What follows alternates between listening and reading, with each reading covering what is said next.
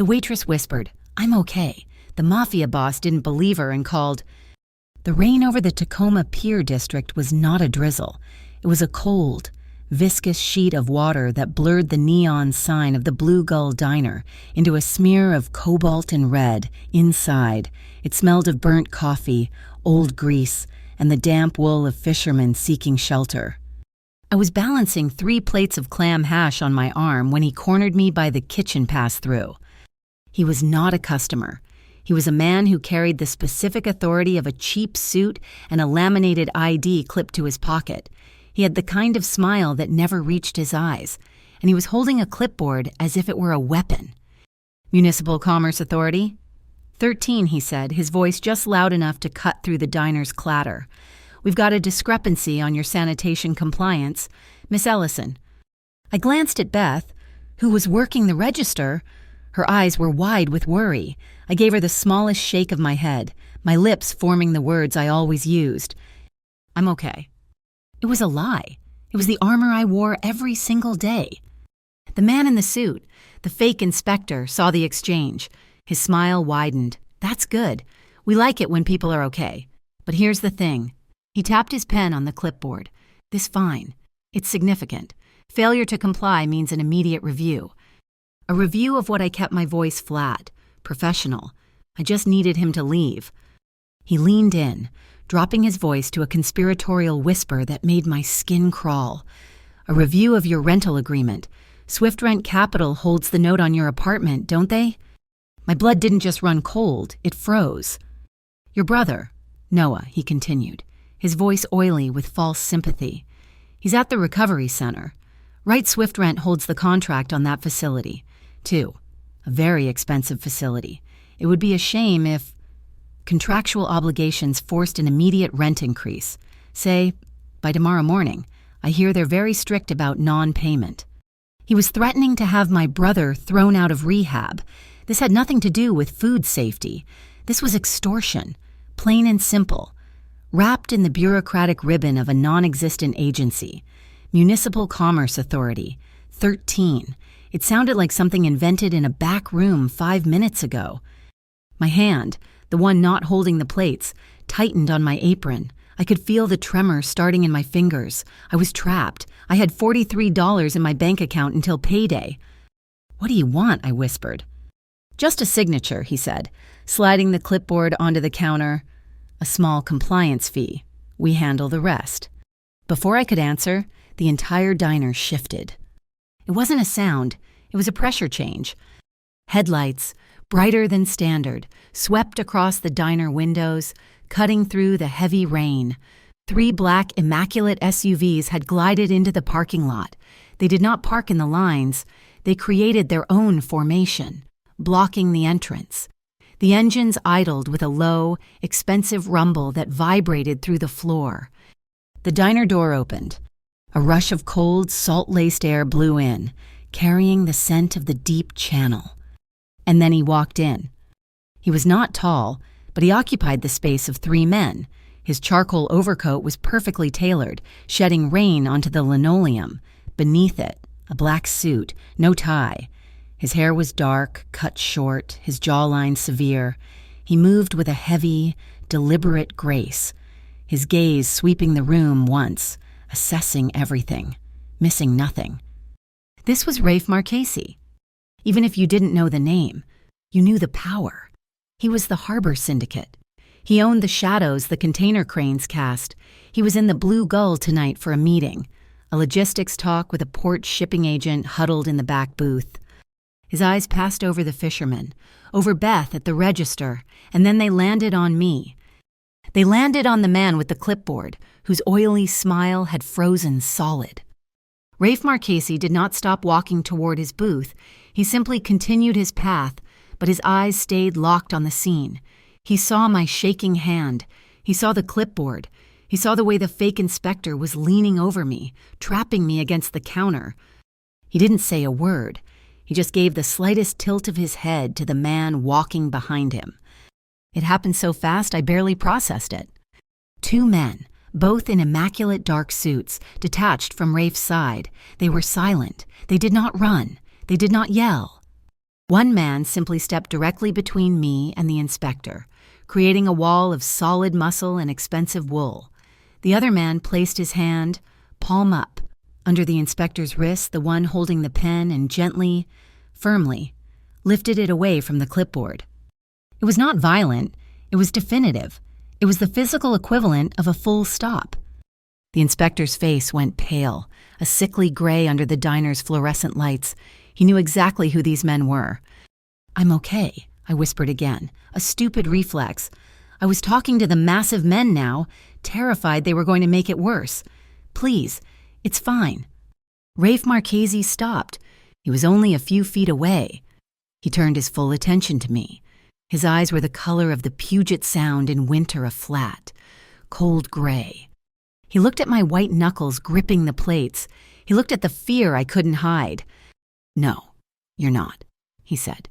His voice was low, smooth, almost calm, but it held an absolute finality. He didn't even look at the inspector. He turned to his man. "Get that trash out of my line of sight." The two men didn't grab the inspector. They simply flanked him, their presence so overwhelming that the man and his partner who had been lurking by the door practically evaporated. They stumbled backward, grabbed the door, and vanished into the night rain, leaving the clipboard behind on the counter. Rafe Marchese watched them go. Then he pulled a phone from his inner pocket. It wasn't a smartphone. It was a black line, heavy and secure. He pressed one button. "Blue Gull," he said into the phone, "MCA 13. Handle it." He closed the phone and slipped it away. 2 minutes passed, maybe 3. A different van pulled into the lot. This one was white, with a clean, professional logo, Portwatch Independent Sanitation Control. A team of 3 people in actual uniforms came in. They nodded politely to the owner. "Evening. Sal, heard you had an unauthorized inspection," the lead woman said, her voice crisp. "We'll take over. Don't worry about the report. Looks like a false alarm." They were real. They were also his. Rafe walked to the register. Beth looked like she was going to faint. "My apologies for the disturbance," Rafe said to the owner. "Everyone's meal tonight is on my account. All of it." He then looked at Sal, the owner, and his voice dropped. "And Sal, turn off your public cameras, the ones facing the lot, now." Sal nodded, his hands shaking as he fumbled for the switch. He knew, as I did, that the syndicate's own internal surveillance, the eyes we never saw, were already watching everything. Rafe turned back to me. The diner was quiet except for the sizzle of the grill and the drumming rain. He had dismissed the threat, paid off the crowd, and secured the scene in less than 5 minutes. "Your name," he stated. It was not a question. Mara Ellison." My voice was steadier than I felt. He looked down at my hands, which were still trembling, rattling the heavy plates. I was cold from the rain, terrified from the shakedown, and now vibrating from the sheer predatory energy radiating from the man in front of me. My eyes met his. I would not look away. I had been cornered, but I would not be broken. He saw it. He saw the fear, but he also saw the spine beneath it. His expression didn't change, but something in his gaze registered. From the harbor, a deep, mournful bong echoed through the fog, the 10 o'clock port bell, a foghorn answered from the water. Rafe reached into his overcoat. He didn't pull out a wallet. He pulled out a single, heavy stock business card. It was matte black, with embossed silver lettering. Marchese Maritime Systems. He didn't slide it across the counter. He placed it down, squarely, in front of me. "When you're ready to tell the truth," he said, his voice quiet. "You call this number." He turned and walked to the back booth without a second glance. His men melted into the shadows around him. I stood there, my heart hammering against my ribs, the sound of the foghorns filling the silence. I looked out the window, past my own reflection. Through the mist and the rain, the giant container cranes stood like skeletons guarding the water. Their massive, skeletal shadows sliced across the parking lot, cutting the light from the diner, cutting across everything. In this city, I realized, you were either under their protection or you were crushed by their weight. I had no idea which one I had just been offered. The morning light was thin and gray, just as cold as the rain had been. I was in the kitchen of the small apartment I shared with my brother, nursing a cup of instant coffee I could not taste, staring at the black business card on my counter. Marchese Maritime Systems. It felt heavier than it looked, as if it were weighted with lead. I had not slept. I had just replayed the arrival of those SUVs, the absolute stillness of Rafe Marchesi, and his final words, "When you're ready to tell the truth." I did not pick up the card. I went to my front door, expecting to grab the morning paper to scan the job listings. There was no paper, just a thin, cream-colored envelope slid underneath the door. It wasn't stamped. It had been hand-delivered. My stomach clenched. The return address was just a logo, Swift Rent Capital. It was not a bill. It was a notice of emergency tenancy readjustment. It cited some obscure city code about risk liability and informed me my rent was being adjusted, effective immediately. They didn't even say by how much. They just said a new payment schedule would be issued within 24 hours. I crumpled the paper in my fist. This apartment wasn't just an apartment. It was all I had left of my mother. She had been a seamstress for a theater company downtown, and she had saved for 20 years for this 2-bedroom unit overlooking the rail yards. Every corner, every scuff on the hardwood was hers. It was my only legacy, the only stable ground I had for Noah, and now they were taking it. My first instinct was the police. I grabbed my phone, my thumb hovering over the 911. I could report the fake inspector. I could report the extortion from Swift Rent. But my hand stopped. I remembered the inspector's face. He knew about Noah. He knew where he was. And he knew about me. A year ago, at my old job at the diner in Hilltop, I had reported the manager for assault. I reported it, and nothing happened. The manager got a warning, and I got fired for customer complaints. The fake inspector had mentioned it last night, just before Rafe's men stepped in. "You're the girl who likes to make trouble. Aren't you filed that report in Hilltop? How'd that work out for you?" They knew I would not call the police. The system had already failed me. They were counting on it. I felt suffocated. I grabbed my jacket and walked. I didn't have a destination. I just ended up at the bus stop on Pacific Avenue, the wind whipping my hair across my face. I watched the number 12 bus pull up, its brakes hissing. I could get on. I could take my $43 and just go. Leave Noah. Leave my mother's apartment. Disappear. My phone buzzed in my pocket, a text from an unknown number. There were no words, just an attachment. I opened it. My heart stopped. It was a picture of me. From last night, I was standing inside the Blue Gull, looking out the window, just after Rafe Marchesi had walked away. The photo was grainy, taken from a long distance, likely from a rooftop across the street. Someone had been watching the entire time. They were watching me right now. I looked around, my skin crawling. Every car driving by, every person walking the pavement felt like a threat.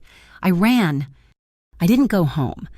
I went to the one place that always felt safe, the main branch of the public library. The high ceilings, the smell of old paper, the absolute silence. I found a Carol in the back, in the history section, and I sat there, trying to breathe, trying to stop the shaking. I didn't hear her approach. Mara Ellison. I jumped, gasping. A woman stood beside the table. She was sharp, dressed in a gray wool suit that probably cost more than my rent for 3 months.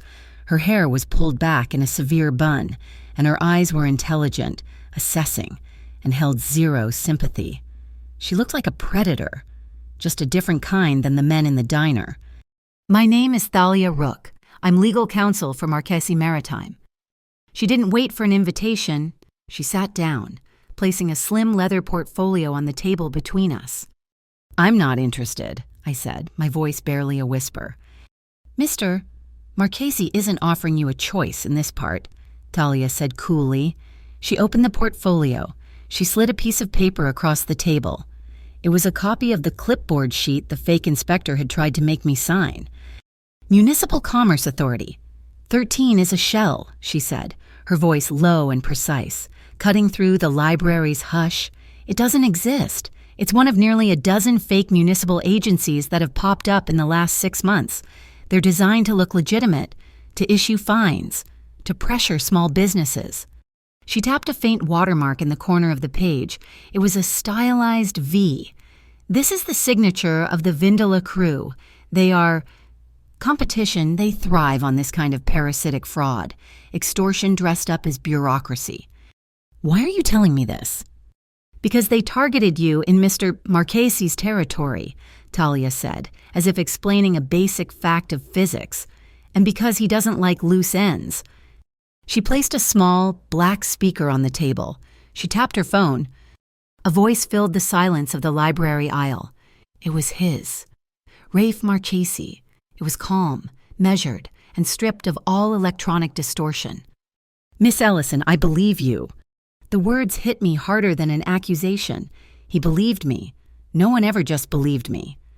But I need to know the truth you were hiding, his voice continued. You said, I'm okay. Who were you protecting? The silence stretched. It was just me, Thalia, and that disembodied voice demanding the one thing I never gave away. My brother, I finally said, the words tasting like ash. His name is Noah. He's in recovery. He was working at the shipyard, the one that closed down 3 months ago. When it shut down, he relapsed. I took a shaking breath. Swift Rent manages the recovery center. They also hold the lease on my apartment. This morning, they sent a rent adjustment notice. They're linked. The MCA 13, Swift Rent. They're shaking me down. They know I can't pay, and they know I can't call the police because they'll throw Noah out. Talia's expression didn't change, but she nodded slowly. She'd been waiting for this. They froze his account, I added, the desperation rising in my throat. They're strangling us. That's what the compliance fee was. It was just the first payment. Thank you, Miss Ellison, Rafe's voice said. It was still calm, but there was a new edge to it, something metallic and cold. That is the truth. The speaker clicked off. Thalia Rook closed her portfolio. Mr. Marchese is prepared to offer you a solution, a temporary position with Marchese Maritime. A job. You have experience with invoicing and manifests from your previous work at the Hilltop Diner, correct before the incident. Of course, they knew that. We have a backlog of shipping records. We suspect the Vindola crew is moving ghost containers manifests that don't match the cargo weight. We need fresh eyes to check the discrepancies. You want me to spy for him? We want you to do data entry, Thalia corrected smoothly. It's daytime hours. It pays exceptionally well. A short-term contract, enough to solve your immediate financial problem and get Swift Rent off your back. Mr. Marchese believes in equitable arrangements. It was a lifeline. It was also an anchor. If I took this job, I wasn't just Mara Ellison Waitress anymore. I was tied to the Harbor Syndicate. I was tied to Rafe Marchese.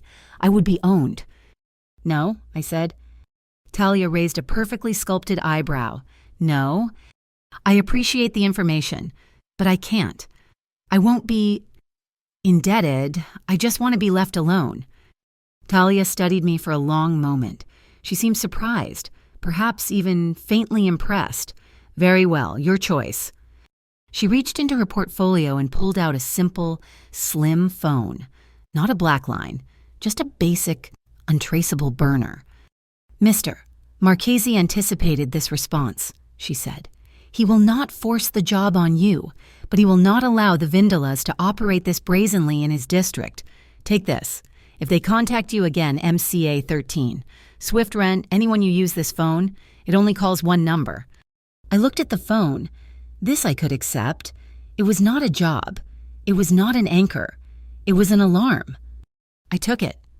Be safe, Miss Ellison. Thalia said.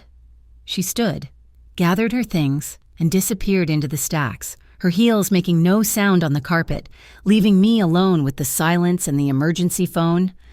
That night, I walked home from my shift at the Blue Gull, clutching the burner phone in my coat pocket.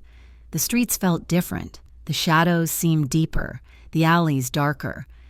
I made it back to my building. My phone buzzed. The personal one, another unknown number. The text read, "Don't take Marchese's protection. Vindola doesn't like rule breakers." A chill went straight down my spine. They knew. They knew he had approached me. I rushed inside, into the lobby. I pressed the button for the elevator. The doors didn't open. The light was on, but it was stuck. I pressed it again. Nothing. I looked closer at the gap between the doors. Someone had jammed a coin into the mechanism. It was just a quarter, a simple, stupid piece of metal, but it was not random vandalism. It was a message. It meant someone had been here, in my building. They had stood right where I was standing. They had touched the elevator I used every single day. It was a small, quiet signal. It was not a threat of violence. It was a promise of access. It was enough to make my skin crawl. It was enough to make me realize I was trapped, not between two mafia crews, but between a crew that wanted to bleed me dry and a man who wanted something else entirely. I backed away from the elevator and took the stairs, my footsteps echoing in the empty stairwell. Clutching the burner phone so tightly my knuckles ached, Rafe Marchese did not watch the blue gull through a window. He watched it through data streams. From his office on the top floor of the Marchese Maritime Building, he had an unobstructed view of the entire Seattle-Tacoma port, a sprawling kingdom of steel, water, and light. But the real view was on the wall of monitors in front of him. He was a man of logistics, and logistics were patterns. For weeks, he had been watching a new pattern, a surge in shipping containers logged as medical and diagnostic equipment. They arrived from offshore, passed through the port, and were trucked inland, all under the seal of the Urban Institute of Inquiry, or UII. It sounded like a government think tank or a humanitarian NGO. Rafe knew it was neither. The problem was the weight. The manifests were precise, down to the kilogram, but the weights registered by the automated crane scales were off, sometimes by hundreds of pounds, sometimes by a few. The discrepancy was consistent in its inconsistency. The Vindola crew was getting sloppy, or they were getting arrogant and they were using the UII label as a blind, hiding their product in plain sight, and Rafe did not tolerate parasites in his harbor. He was tracing a specific UII container, one that had been flagged for expedited customs processing, when his blackline phone buzzed on the desk, not a ring, just a vibration. He glanced at the number. It was the burner he had given to the waitress, Mara. He picked up. He did not say hello. He just listened. I was back at the Blue Gull. It was the Tuesday dinner rush, the diner thick with the smell of fried fish and steam. I was refilling Sal's coffee when the door opened, and the same cold draft blew in. It was him, the fake inspector from MCA 13. He wasn't alone this time. He had two large men with him, both wearing the same cheap blazers. He wasn't smiling. He walked straight to the register and slapped a piece of paper on the counter. It was a mandatory closure notice. The ink was smeared, the letterhead obviously printed on a cheap inkjet. "That's it, Sal," the inspector said, his voice loud enough for the whole diner to hear. "You're done. We warned you about compliance. You're shut down. As of right now..." Customers froze, forks halfway to their mouths. Sal's face went ashen. He looked at me, his eyes wide with pure terror. This was his life, and they were tearing it down in front of him. "Please," Sal stammered. "We can fix it, whatever it is. We can pay the fine." "Too late for fines, Sal," the man sneered. "Sign the acknowledgement." This was not about me anymore. They were leveraging me to destroy Sal. They were burning my sanctuary to the ground just to prove they could. My hands were shaking so badly I could barely unfasten my apron. I fumbled in the pocket, my fingers closing around the cold, smooth plastic of the burner phone. I backed into the dry storage pantry, my heart hammering so loud I was sure they could hear it. I pressed the single button. He answered instantly. The line was dead silent, just the faint hiss of an open, secure connection. "They're here," I whispered, my back pressed against a 50-pound bag of flour. "The MCA men, they're..." They're closing the diner. Sal is signing the paper. I squeezed my eyes shut, the familiar, bitter shame rising in my throat. I had to say it. It was the price of admission. I'm okay. The words came out cracked, a pathetic, desperate lie. The silence on the other end of the line stretched for 1, 2, 3 seconds. I heard him take a single, slow breath. You are not, Rafe Marchese said, his voice flat and cold as the steel on his desk. But you will be. The line clicked off. Rafe did not move from his chair. He had heard the break in her voice. He had heard the lie, and it had sealed the Vindala's fate. He pressed the intercom on his desk. Thalia, get her. Then, he turned to his main console. He opened a secure channel to the port's central operations hub, a system he owned, but that the city believed it ran. This is Marchese, he said. His voice was calm, almost bored. Activate protocol tide. All UII-flagged manifests are to be grounded, effective immediately. Reroute all associated cargo to the audit yard at Terminal 7. I want a full weight and customs verification on every container. No exceptions. Lock it down. The dispatcher, a man who had been on the syndicate payroll for 20 years, didn't hesitate. Understood, sir. Activating tide. Across the 2,000-acre port, the automated ballet of the cranes stopped. Digital manifests flashed red. A dozen cargo ships waiting in the Sound were rerouted in the space of 30 seconds. The largest port in the Pacific Northwest had just seized every asset bearing the Urban Institute of Inquiry's name.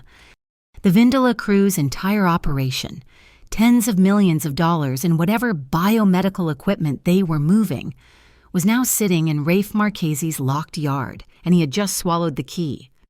A black sedan, not an SUV, pulled up to the Blue Gull's kitchen door just as the MCA thugs were leaving, high-fiving each other. Thalia Rook stepped out. She looked at me, my face pale in the yellow kitchen light. The diner will be open tomorrow. Mara, Sal will find an anonymous donation in his account to cover the damages and his trouble. But they will come for you next. The offer stands. 72 hours. Help us find the link. This time I nodded. Where do I go? The Marchese Maritime Building was not a headquarters. It was a fortress of glass and dark steel.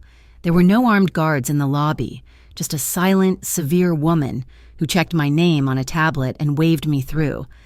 I was taken not to an office, but to the sub-basement. It was not a damp cellar. It was a climate-controlled data archive, sterile and cold, filled with rows of rolling file shelves and humming servers. I was given a desk, a high-resolution monitor, and 3 stacks of paper manifests. This is the last 6 months of UII's subcontractor invoices, Thalia explained. This is the port's weight scale data. You are looking for anomalies. Any name, any number that appears on both lists but shouldn't. You have 72 hours. For the first few hours, I saw no one. I just worked. I lost myself in the numbers. It was almost calming. I felt a shift in the air and looked up. Rafe Marchese was standing in a glass-walled conference room 1 level above me, overlooking the archive floor. He was not looking at me. He was directing the lockdown. I watched him, and he was on the phone, his back to me, but I could see his reflection in the glass. He never gestured. He never paced. He just stood, a pillar of absolute stillness, delivering short, precise commands. No, Captain, your ship will hold anchor. Verify the driver's credentials. If they don't match, hold the truck. Reroute the T7 overflow. I don't care about the cost. His voice was inaudible, but his presence was overwhelming. The entire massive port was grinding to a halt because this one man, in this quiet room, had willed it. He never swore. He never shouted. The sheer, disciplined silence of his command was more terrifying than any threat. I turned back to my work. My focus sharpened. I was not just doing data entry. I was learning a new language. I spent hours cross-referencing UII, SwiftRent, UII. SwiftRent, the names were connected, a complex web of shell companies and holding firms. Thalia had been right. Then I found a new list, UII Community Outreach Partners. It It was a list of organizations they donated to or contracted with. And I saw the name of the rehab center. My breath hitched. I pulled up the invoices for the center, standard payments for services, supplies, janitorial work, and then I saw the signature on an invoice for specialized patient transport, contracted through a UII subsidiary. My blood turned to ice. I knew that signature. I had seen it a dozen times. It was cursive, full of confident loops, unmistakable. It was the signature of head nurse Thompson. The nurse who managed Noah's unit, the kind woman who always told me he was doing so well and just needed more time. The woman I had trusted with my brother's life. She was a UII subcontractor. The room, which had been cold, suddenly felt suffocating. I could not breathe. This was not a random shakedown. This was targeted. They had their hooks in my brother. They were using the rehab center, using Swift Rent, using the UII, all of it to trap me. The kindness, the progress reports. All of it was a lie to keep me paying, to keep me vulnerable. A wave of nausea hit me so hard I gripped the desk. I wanted to scream. I wanted to throw the monitor across the room. But I looked up at the glass-walled office. He was still there, watching. I would not break, not here. My hand was shaking, but I forced it to be still. I would not write, "The nurse is a traitor." I would use their language, the language of logistics. I pulled a blank routing slip from the pile. My pen hovered. I wrote 5 words. Cross-check medical routes. UII contractors overlap Swift Rent facilities. I sat there, staring at the words, my entire body trembling with a cold, silent rage, a single drop of sweat, born of pure, ice-cold fear, dripped from my temple. It hit the printout on my desk with a tiny, dark splash, blurring the ink of a shipping container number. The room was freezing. I was not warm. I sensed movement. Rafe Marchese was no longer in the glass room. He was standing beside my desk. I hadn't even heard him approach. He did not look at my face. He did not ask if I was all right. His gaze went directly to the printout. He stared at the small, blurred stain left by my sweat. He looked at it for a long, silent moment. He understood. He knew what it meant to see something that should not be there. He knew the look of a truth that could break a person. He reached down, his fingers brushing the damp paper, and picked up the note I had written. He read the 5 words. He looked at me, his cold gray eyes holding mine. He gave one sharp, definitive nod. He folded the paper, slipped it into his pocket, and walked away. The 72-hour contract ended, but I didn't leave. Thalia Rook simply assigned me a new stack of manifests and a new security pass. I was now a temporary records analyst for Marchese Maritime, working from the same cold, quiet data archive. My real job, I understood, was to be a human anomaly detector. And I was bait. The Vindala crew was bleeding. Rafe's protocol tide had frozen their harbor operations. They were now cut off from their primary revenue stream. They were getting desperate, and desperate men make clumsy, brutal mistakes. The first countermove wasn't aimed at Rafe, it was aimed at me. Another cream-colored envelope arrived at my apartment. This one was from Swift Rent, but it was different. It was a notice of debt transfer. My account and Noah's was no longer their concern. The debt, they claimed, had been sold and transferred to a new entity, the Ward 9 Reentry Fund, a charity. It sounded warm, helpful, and civic-minded. The notice went on to explain that due to the high-risk nature of the account, the Ward 9 Fund was forced to apply escalated administrative fees. They were increasing the total amount owed by 80%. I was no longer just late on rent.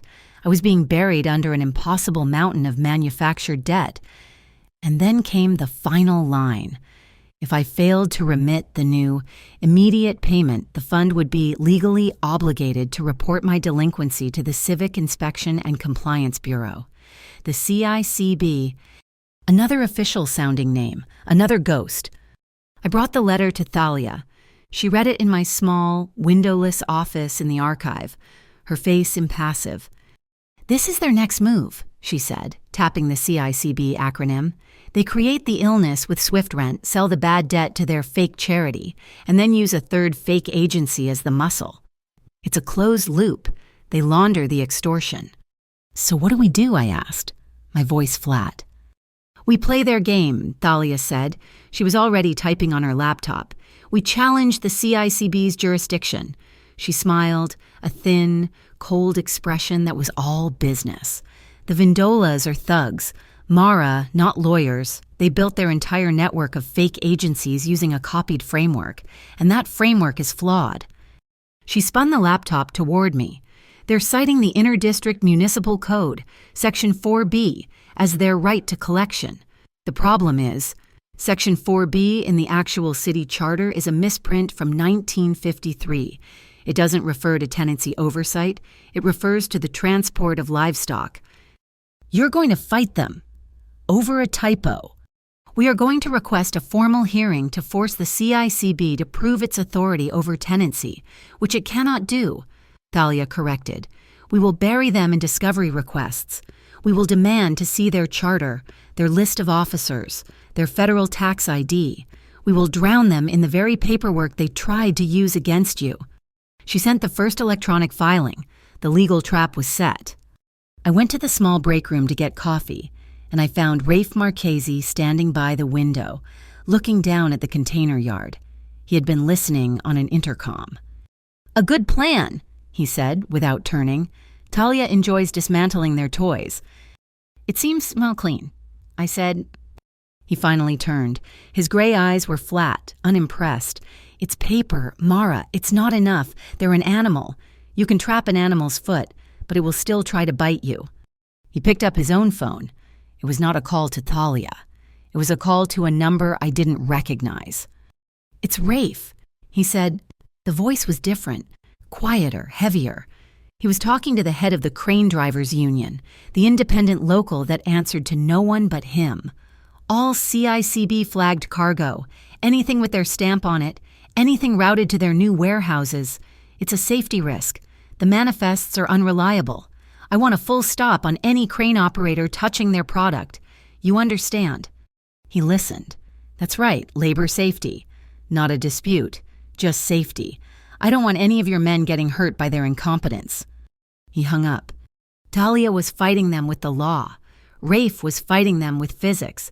He had just stopped every crane on the coast from loading or unloading a single item connected to the Vindola crew. He was strangling them on paper, and he was strangling them on the docks. Thalia and I went to the rehab center that afternoon. It was my idea. I had to see her face. We found head nurse Thompson at her station. She looked up, and her smile, the one that had always been so warm and reassuring, froze on her face. Mara, what a surprise, she said, her voice a full octave too high. And you've brought a friend.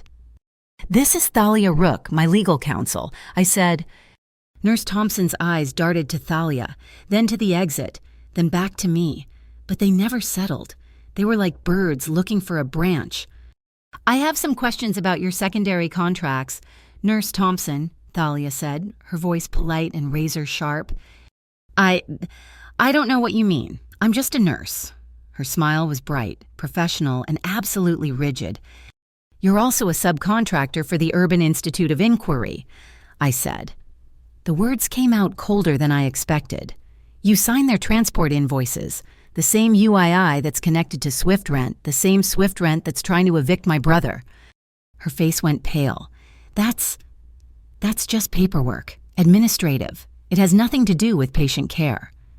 Does it? I stepped closer. Is that why you told me he was making progress while your partners were tightening the noose? Were you watching him for them reporting on me? That's a terrible accusation, she gasped, but her hand went to her throat. I have other patients. She stood and walked quickly down the hall, disappearing into a restricted ward. She's lying, I said, my body shaking. Of course, Thalia said, already making a note. But now she's spooked. Let's go. We're done here. We walked out into the gray afternoon, the air damp and smelling of diesel. We were in the parking lot, halfway to Talia's sedan, when I heard it. The the roar of an engine. Too loud, too close. I turned. A blur of red, a heavy-duty pickup truck, mud caked on its tires, was speeding down the narrow lot, aimed directly at us. "Mara!" Thalia yelled. I didn't have time to think. I just jumped back. The truck didn't slow down. It rocketed past, so close I felt the wind of its passage. The side mirror clipped my shoulder. Spinning me around, I fell, my hands and wrists scraping hard on the asphalt. The truck sped out of the lot, never touching its brakes. "My God," Talia breathed, helping me up. "Are you hurt?" "I'm okay," I gasped, the words a stupid automatic reflex. My shoulder throbbed. My hands were stinging. "No, you're not." Rafe Marchese's voice. I looked up. A black SUV was parked at the end of the aisle. He'd been here the whole time, watching. He was walking toward us, his face a mask of cold, controlled fury. He didn't ask what happened. He didn't check for the truck. He already knew. He walked straight to me, shrugging off his own charcoal overcoat. Before I could protest, he was putting it around my shoulders. It was heavy, and the wool was warm, smelling faintly of salt and ozone. "I'm fine," I insisted, pulling the coat tighter. It just clipped me."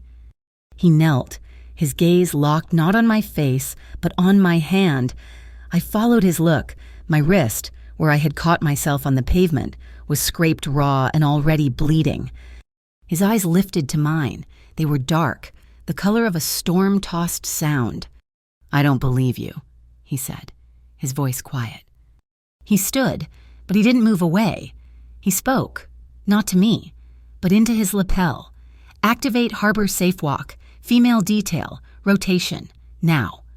He looked at Thalia. "Get her back to the building." A woman I had never seen before, with a discreet earpiece, was suddenly at my side. She gently guided me to Talia's car. I was being passed from one handler to the next. That night, in my office, I couldn't focus. They had tried to run me down. In broad daylight, the Vindelas were done with warnings. Then my personal phone rang. Not the burner, mine. I didn't recognize the number. It was a voicemail. "Hi, is this Mara Ellison?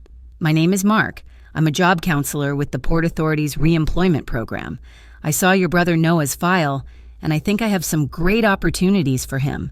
I'd love to meet him for a coffee and discuss his future." My blood stopped. The Port Authority, a job counselor, a coffee. It was a lure. It was the Vindela crew. They couldn't get to me, so they were going straight for Noah. This was the move I had been dreading. This was the one that would break me. I ran from the office. I didn't use the intercom. I took the private elevator to the top floor.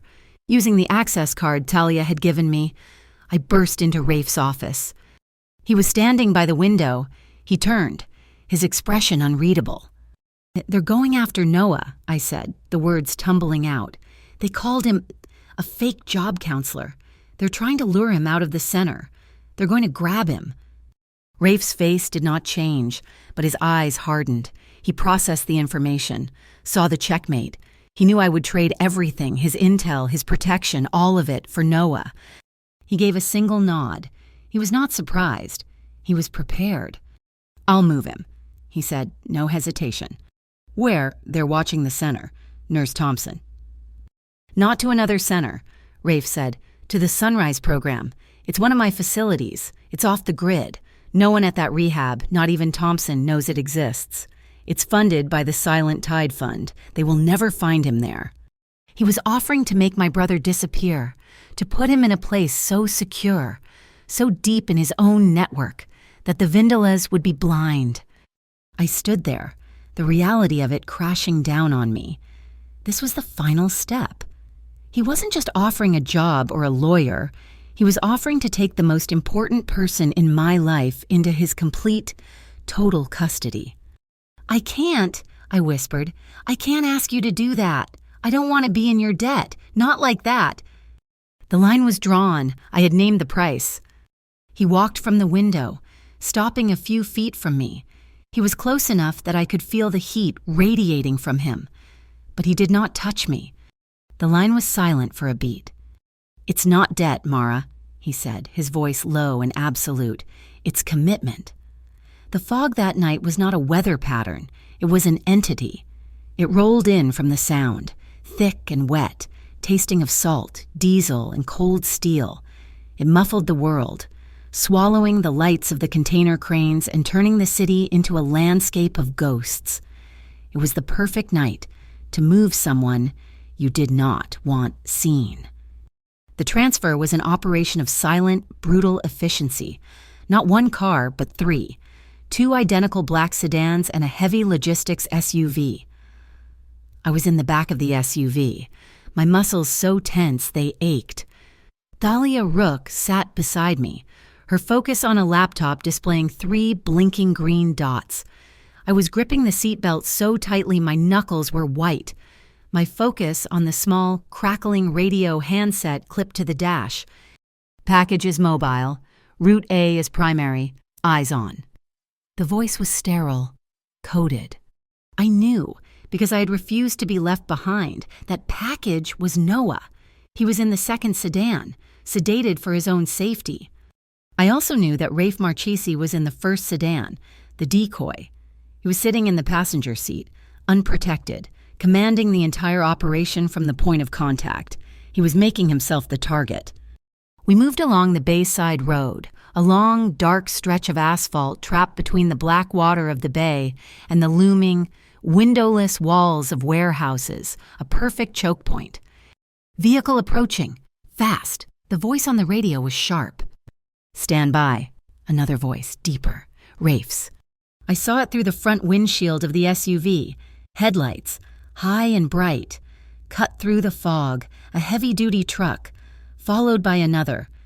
They had been waiting in a warehouse cutout. "Compromised." The radio crackled. "Route A is hostile."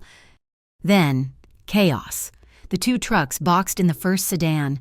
I heard the sickening sound of metal on metal, a loud, definitive thud that echoed in the fog. I screamed, my hand flying to my mouth. "That's his car!" "It's the decoy," Talia said, her voice perfectly calm. "Watch." Our driver did not brake. He spun the wheel, taking a hard, immediate right, turning onto a gravel path I had assumed was a dead end. We bumped hard over unseen tracks, and then, suddenly, we were through a gate. The sedan carrying Noah was right on our tail, its lights extinguished. We were in a civilian boat marina. The sign read Mariner's Haven, a cheerful, brightly lit club for weekend sailors. But the man who waved us through the inner gate was one of Rafe's men. It was another front. A nondescript medical van was waiting by the slips.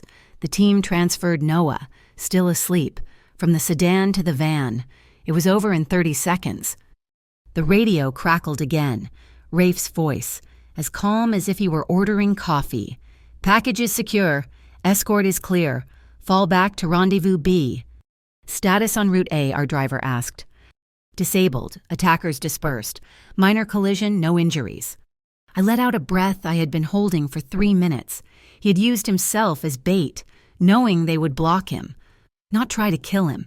He had anticipated the attack, planned the reroute, and sacrificed his own vehicle to get Noah clear. Thalia drove me back to my apartment. The female bodyguard, my safe walk detail, followed us up, her hand in her pocket, and entered my apartment first to do a sweep. She was back in the hallway 30 seconds later, her face grim. "Ma'am, you need to see this." My heart, which had just started to slow, seized again. The front door was closed, but the wood around the lock was shattered, splintered and white. Someone had used a pry bar. I pushed past her. The main room was undisturbed. The kitchen was clean. My bedroom was untouched. Nothing was stolen. The cheap laptop was still on the table. But the door to my mother's room was open. I had kept it just as she left it, a sanctuary. It had been ransacked. It was not a violent, angry search. It was a cold, methodical violation. Drawers were pulled out, their contents neatly dumped on the floor. The closet was open, her few dresses pulled from their hangers. They had gone through everything. I walked to her dresser, my feet numb. The small, tarnished silver locket I had bought her was still there. The cheap pearl earrings were scattered on the wood. They didn't want value. I looked at the small, lacquered box where she kept her threads. It was empty. They had taken one thing, a single, faded birthday card she had given me for my 16th birthday. All it said in her looping cursive was, "You are stronger than you know." It was worthless. It was irreplaceable. "Mara," Thalia was at the door. "This is a message. Vindola's tactic. They're telling you they can touch your roots. They're telling you they know who you are." I just stood there, staring at the empty box. I did not hear him arrive. The next thing I knew, Rafe Marchese was standing in the hallway, filling the space. Thalia had called him. He did not ask if I was okay. He did not ask what happened. His eyes took in the scene in one cold, sweeping glance, the splintered door, the ransacked room, and my face. I was holding a small, silver picture frame from the floor, a photo of my mother and me at the Point Defiance Rose Garden. My hand was shaking so violently the frame rattled against my fingers. Rafe's focus snapped from me to the threat. He pulled his phone. His voice was low, sharp, and lethal. "Security team, my location, full sweep. I want new locks. Steel reinforced. Install the breath system on every window in this door. Full perimeter, now." He made another call. "I need an emergency cleaning crew. This room is to be put back exactly as it was. Every item. I want it done in 1 hour." He hung up. He looked at me. I was still standing in the doorway of my mother's room, my back pressed against the frame, and the wall I had built around myself, the one that had survived poverty, harassment, and fear, just crumbled. It was not a sob. It was a silent, desperate shattering. The shaking in my hand became a full-body tremor. I could not hold the picture frame. I could not hold myself up. The tears came, hot and stinging, and they would not stop. I slid down the door frame, curling into a ball on the floor, my face buried in my hands. I had not cried in front of another person since my mother's funeral. Now I was completely, humiliatingly broken at the feet of the most powerful man I had ever met. I felt him move. He was standing directly in front of me, his shoes inches from my knees. He did not touch me. He did not pat my shoulder. He did not say, "It's going to be okay." He did not offer a single empty platitude. He just stood there. He waited. He watched me fall apart, and he gave me the respect of my own grief. His presence an absolute silent wall. He was waiting for permission. My steps finally quieted, shrinking into ragged, hiccuping breaths. I was exhausted. I slowly, hesitantly, lifted my head. My vision was blurred with tears. He was kneeling, his posture perfect, so that we were eye to eye. His face was a mask, but his eyes were not cold. They were focused, a deep, intense gray locked on mine. I did not know what else to do. I gave a single, small, jerky nod. He moved slowly, deliberately. He lifted one hand, not to hold me, not to grip my shoulder. He raised it to my face. A single strand of my hair was plastered to my cheek with tears. With an agonizing gentleness, he used his thumb to brush it away. His skin was warm, slightly rough against my cold, damp face. The touch was not possessive. It was grounding. It was the first safe touch I had felt in years. He held my gaze. His voice was deep, soft, and it vibrated through me. "I'm here." We stayed like that, the silence of the violated apartment around us. Miles away, in the Marchese Maritime building, Thalia was reviewing the security footage from the camera Rafe had installed in my building's hallway.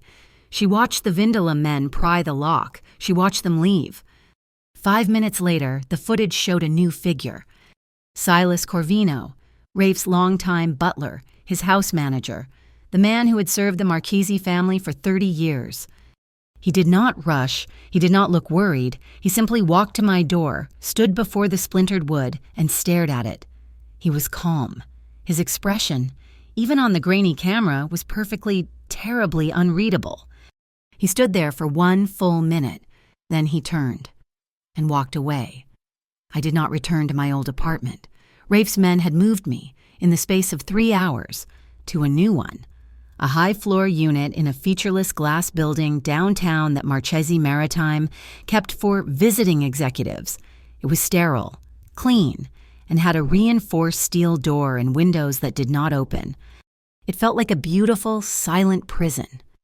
The rain had finally stopped. The city outside was quiet, draped in a cold, clear night. I was in the kitchen, a stainless steel expanse that felt too large for me. I was making tomato soup. It was the only thing I knew how to do, the one simple, grounding task I could perform. I stirred the pot, but my hand was not steady. The wooden spoon trembled against the side of the pot. A constant, quiet click, click, click that betrayed the calm I was trying to project. He was there. He had not left me alone since my apartment was broken into. Rafe Marchese was standing on the other side of the kitchen island. He had taken off his suit jacket and hung it neatly on the back of a chair. His black vest was gone, too, and he was just in his white shirt, the sleeves rolled up his forearms. The gesture was disarmingly human, but it revealed the man beneath the suit.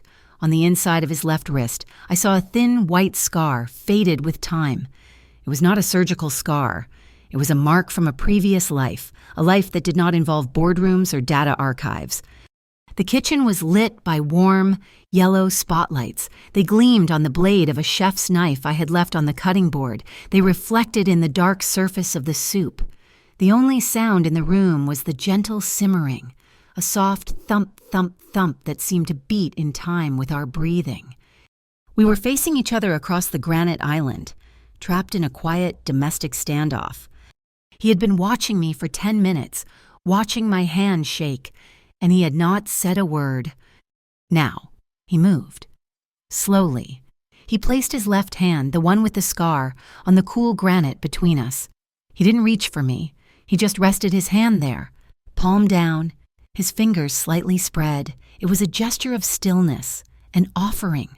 He was showing me his hands. He was making no sudden moves. He was waiting. He was waiting for the small, almost imperceptible nod that I had given him in the hallway of my ruined apartment. I looked at his hand. I looked at his face. His expression was impossible to read, but his eyes were fixed on mine. They were not cold. They were not demanding. They were just present. My breath hitched. I gave the nod. It was so small I barely felt it. He saw. He moved around the island, not quickly, not aggressively, but with a deliberate, smooth motion. He stopped just in front of me. He was close, but not touching. I could feel the warmth radiating from his body. I could smell the faint, clean scent of his shirt. He lifted his right hand. He did not touch my face or my hair. He gently, lightly, placed his hand over mine, the one that was gripping the wooden spoon. His hand was large, warm, and it instantly stilled the tremor. His thumb brushed the back of my hand, a single, slow, reassuring stroke that sent a jolt of pure, unfamiliar warmth through my veins. My fingers, of their own accord, uncurled from the spoon. They turned, lacing into his. I gave his hand a small, answering squeeze. It was not a gesture of passion. It was a gesture of acceptance. I was holding on. He waited another beat. Then he moved his other hand, the one with the scar, and placed it lightly on the small of my back. It was not a caress. It was a ballast, a steadying weight. He leaned in slowly, giving me every opportunity to pull away. The first kiss was not a collision. It was a question and an answer. His lips were firm, warm, and heartbreakingly gentle. It was slow. It was certain. It was a promise. I felt the tension that I had carried for years, the rigid armor in my shoulders, just dissolve. My entire body went lax, and I leaned into him, my back pressing against the kitchen counter. The spoon clattered from my limp hand onto the floor. Neither of us noticed. His hand on my back held me steady. There was no rush. There was no demand. There was only his complete, undivided presence, a stillness that absorbed all my fear. We broke apart, but he did not move away. Our foreheads rested together. "You're afraid," he whispered. It was not an accusation. "Yes," I whispered back. "Tell me the boundaries." Don't ever push me, I said, my voice thick. Don't ever assume. I will never, he said, his voice a low, rough vow.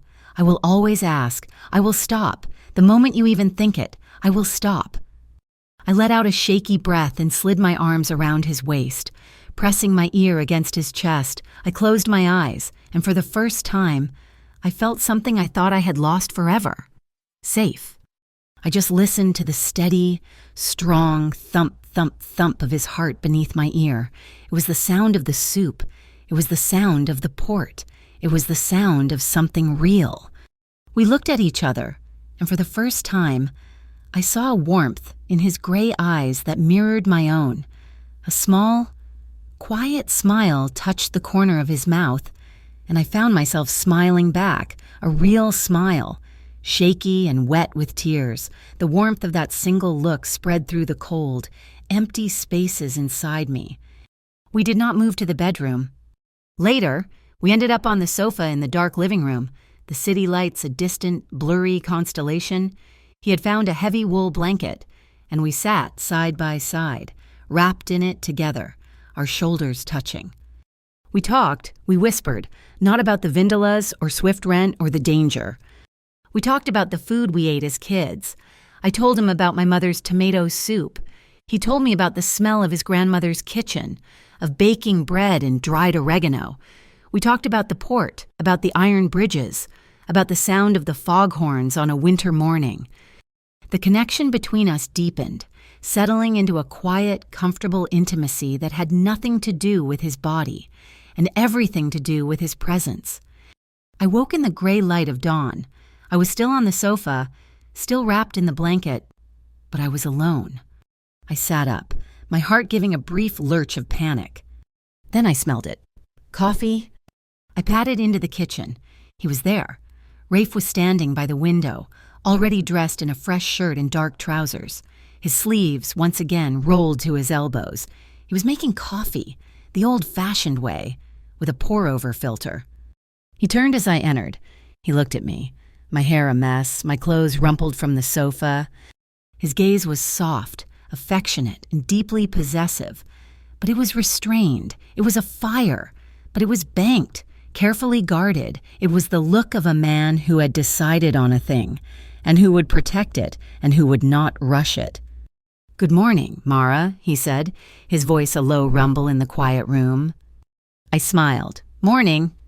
My phone, my personal one, buzzed on the counter where I had left it. I picked it up, expecting a message from Thalia. It was an unknown number, a text message. My stomach dropped. I opened it. It was a photograph, grainy and dark, taken from a distance, but unmistakable. It was me and Rafe in this kitchen. Last night, his hand was on my back, and we were kissing, illuminated by the warm yellow spotlights. It had been taken through the window, from the building across the street, or from the roof. I looked at the window, at the dark, reflective glass that now showed my own terrified face. Someone had been watching. Someone was always watching. We were not safe. We were never safe. My hand was shaking as I held the phone out to him. Rafe did not take it. He just looked at the image, his face hardening until it looked like it was carved from the same granite as the kitchen island. His eyes, cold and assessing, flicked from the screen to the dark, reflective window, and then back to me. The muscle in his jaw clenched. Once, he did not speak. He just picked up his own phone. "Talia, my location, now." She was there in 20 minutes, all business, her face a mask of neutral efficiency. She looked at the photo, her gaze sharp and analytical. "The angle is high," she said, her voice clipping the air. "It's from the roof of the Kessinger building, across the street. The light source is the kitchen spotlights, magnified. They used a long lens." She was already on her tablet, her fingers a blur. "The Kessinger building is owned by a private holding company. Let me trace the corporate registration." A silence filled the room, broken only by the sound of her typing. Rafe stood by the window, his back to us, looking out at the building that had housed the sniper. He was a statue of controlled fury. "Got it," Talia said. The holding company is North Bay Custodial Services. The name meant nothing to me. North Bay Custodial, Thalia continued, her voice tightening, is a wholly owned subsidiary of the Urban Institute of Inquiry, the UII. My blood ran cold. It was not a random spy. It was not a paparazzi. It was them, the Vindala crew. They owned the perch they were watching us from. They had just shown us their reach, shown us that there was no safe harbor, not even this high-tech glass box. They are declaring war, Rafe said, his voice quiet. He turned from the window. We were in his formal office an hour later. It was not the data archive or the glass-walled conference room. This was the heart of his power, a room paneled in dark wood, dominated by a massive mahogany desk and a window overlooking the entire sprawling port. Thalia stood at the desk. I sat in a leather chair that swallowed me. And Silas Corvino stood by the fireplace. Rafe's house manager, and he was an older man, tall and impossibly elegant, with silver hair and a face that had seen everything. He had been with Rafe's family for 30 years. He looked at the photo on the desk with a faint, almost paternal disappointment. "This is an insult, Rafe," Silas said, his voice smooth as aged whiskey. "It is a direct violation of the old codes. They put eyes on your guest. In your home, they have lost all discipline." He clasped his hands behind his back. "The response must be proportional. It must be the old way, a lesson." He was talking about violence. He was talking about making someone disappear, permanently. Rafe looked at the photo, his expression unreadable. I watched him, my heart hammering. I saw the man who had commanded the docks, the man who wore the scar on his wrist. He was silent for a long moment. Then he shook his head. "No," he said, his voice flat. "The old way is loud. It's messy. It's what they want. They want me to be the animal they paint me as. We are already bleeding them at the port. We will not use a hammer. We will use a scalpel. We bleed them in the light." Silas raised a silver eyebrow. He did not look angry. He just looked sad. "As you wish. But the light has never been a friend to our business. Rafe." "It will be to mine," Rafe said. He looked at Thalia. "The legal traps are not enough." I have an idea," I said. My voice was small, but it cut through the heavy silence. All three of them turned to look at me. I was the waitress, the analyst, and now I was sitting at the war table. "They use fake agencies," I said, my voice gaining strength. "MCA 13, the CICB, they hide in plain sight, using bureaucracy as a weapon." "Go on," Thalia said, her eyes narrowing in interest. "What if we use a real oversight agency against them? Or at least, one that looks real? We can't be the only ones who see the links between Swift Rent and the UII. What if we just connect the dots for them publicly, an audit?" Thalia's expression shifted. A slow, sharp smile touched her lips. "The Independent Office of Urban Inspection, the IOU, it's a new multi-city coalition created to handle exactly this kind of cross-jurisdictional fraud. They're looking for a flagship case." "Let's call it Tide Glass," I said, my pulse quickening. "We reflect the light back on them. We leak the documents I found. We show the connections between Swift Rent, the UII, and the rehab center. We feed the IOU and let them launch the investigation." Rafe looked at me, and the coldness in his eyes was replaced by something new. A flash of dark, intense approval. "Do it, Thalia. Feed them everything." He turned, picking up his own desk phone. My part is different. His first call was not to a soldier. It was to the owner of the largest restaurant supplier on the coast. His second was to the president of the Mariners Haven Association. His third was to a shipping insurance brokerage. "It's Marchesi," he said to each of them, his voice pure, professional steel. "We're updating our Know Your Customer protocols across the network, effective immediately. Full compliance. I want enhanced legal verification on all third-party transport and custodial vendors, especially any entity associated with the Urban Institute of Inquiry. If their paperwork isn't perfect, you don't unload, you don't insure, you don't serve. No exceptions. We run a clean harbor." He was building a legitimate wall. I was sicking the auditors on them. He was starving them out of the legal economy. The counterattack came 2 days later, and it was not aimed at him. It was aimed at me, and it was brilliant. A story appeared on a small, independent news blog. The headline was explosive. Tacoma Port Tycoon kidnaps vulnerable man from recovery center. My blood stopped. I read the article, my hands shaking. It detailed, with false sympathy, how a distraught sister, Mara Ellison, had allegedly conspired with Rafe Marchese to forcibly remove her brother, Noah, from his state-approved rehab. And then I saw the proof. It was a screenshot of a letter I had just received yesterday, forwarded from the Sunrise program. It was from Noah. It was the first coherent letter he had written in years. His handwriting was clear, strong. He apologized for the pain he had caused me. He said he finally felt clear-headed. He thanked me for saving his life. Vindola had a source. They had twisted his words of recovery into a confession of his own kidnapping. They were painting me as a co-conspirator and Rafe as a predator. The leak forced the city's hand, the Joint Public Press Commission, the JPC, another agency, but this one, Real, announced an immediate press conference regarding irregularities in port business and allegations of coercion. We watched it on the massive monitor in Rafe's office. The JPC spokesperson was reading a dry, formal statement, formally announcing an investigation into Marchese Maritime. The trap was sprung. "I have to stop this," Talia said, already drafting a press release, a denial, a lawsuit. "No," I said. I was standing, my legs shaking, but my resolve firm. Rafe turned to me, a deep line of worry between his brows. "Mara, this is not your fight. Stay here. Talia will handle the press." "They used my brother's name," I said, my voice low and shaking with a cold fury I did not know I possessed. "They used my name. They used his recovery against him. This is my fight." I walked out of the office. I took the elevator to the lobby. The JPC was still speaking at a podium, surrounded by a swarm of cameras and reporters. I walked straight through them. "Excuse me," I said, pushing my way to the front. The JPC spokesperson stopped, mid-sentence, staring at me.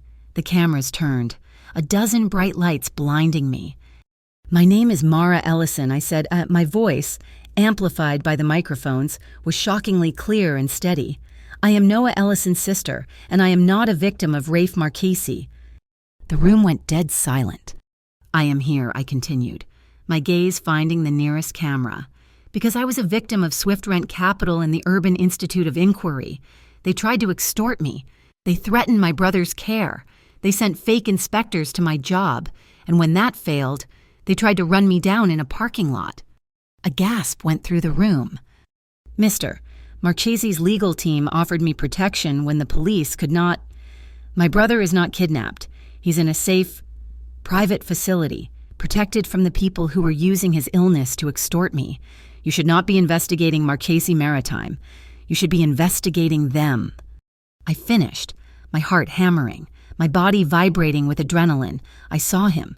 Rafe. He was standing in the back of the room, behind the cameras, his face an unreadable mask. His eyes were blazing. It was a look of raw, terrifying pride, mixed with an equal measure of fear. I had just saved his reputation, and I had just painted a fatal target on my own back. We were back in the penthouse. The adrenaline was gone, leaving me shaking and hollow. Rafe was pouring me a glass of water. His hand, I noticed, was not quite steady. Thalia burst through the door, her professional mask gone, her face pale with genuine panic. "Rafe, we have a problem, a real one." "What is it?" Rafe asked, setting the glass down. "Silas," she said, her voice breathless. "He's gone. He's not in the building. His car is gone, and he's offline. He just vanished from the internal network, right after the press conference." Rafe went absolutely still. "That's not all," Thalia said, her fingers flying on her tablet. "We just had an internal security breach. A high-level access key was used on your private server 2 minutes ago." Rafe's voice was dangerously quiet. "Whose key?" "It was Silas's key." The air left the room. Silas, the calm, elegant, loyal butler, the man who had advised him to use the old way. It had been a test. "What did he access?" Rafe asked. Thalia looked up, and for the first time, I saw real fear in her eyes. "He accessed the core ledgers. Rafe. He knows the location. He took the manifest." Rafe's face was white. "If Silas is a traitor, if he's working with Vindala," Thalia whispered, "they know about Zero Doc." I had no idea what Zero Doc was, but the name landed in the room like a bomb. "Zero Doc," Thalia explained, her voice horrified, "is not a doc. It's the archive. It's where you keep the clean books. Rafe, the real ones, the complete ledgers for the entire conversion to legitimacy. It's everything."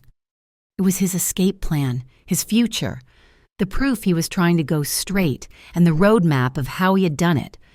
Rafe was silent for a long, terrible beat. He had just been betrayed, not by an enemy, but by his own family. His past was about to swallow his future. He picked up his black line. His face was not the CEO. It was the face of the man from the docks, the man with the scar. His voice was cold iron. "Activate harbor lockdown. Full protocol. Seal Zero Doc. Now." The betrayal of Silas hung in the air of the penthouse, thick and suffocating, colder than the fog outside. Rafe was a storm in the center of the room, coiled and silent, his focus entirely on the logistics of the breach. Thalia was a machine, her fingers flying, tracing data trails, locking down servers. And I was remembering. "Rafe," I said, my voice cutting through their quiet, intense work. He turned, his eyes still distant, running calculations I could not imagine. "The day my apartment was broken into," I said, my voice quiet but sure. "Thalia showed me the security footage. Silas was there." Thalia's head snapped up. It wasn't on the final report." "He came after the Vindala men left," I continued, the memory crystal clear. "He just stood there. He stood in the hallway and looked at my broken door. He wasn't surprised. He wasn't angry. He was just calm. Too calm." Rafe's gaze sharpened. Locking onto me, the strategist was gone, replaced by the predator. "I want to see his schedule," I said, standing. "I want to see his movements for the last 3 weeks. I've been staring at manifests for so long. I know how to see a pattern. Let me look at him." Rafe gave a single, sharp nod to Thalia. "Give her everything. Access logs, vehicle trackers, credit card receipts, everything." For the next 4 hours, Thalia and I worked at the massive dining table, turning it into a new kind of war room. She built the database. I was the search engine. I didn't look for one big thing. I looked for the small coincidences. And I found them. "Here," I said, my finger tapping the screen. "The day I was approached at the library, Silas's car was parked 3 blocks away, logged as personal time for 2 hours, exactly when Thalia was meeting me. And here," I said, pulling another file, "the day of the truck accident at the rehab center. Silas's phone pinged a tower less than half a mile away, 15 minutes before the attack." "He was coordinating," Thalia breathed, her face grim. She began to type, her screen filling with complex diagrams, lines connecting nodes. "He wasn't just watching, he was the handler." The lines on her screen formed a horrifying spiderweb. Silas Corvino, the loyal retainer. A thick, dark line connected him directly to a holding company I recognized, North Bay Custodial, the company that owned the building they had photographed us from. And North Bay, as we knew, was owned by the UII, which was owned by Vindala.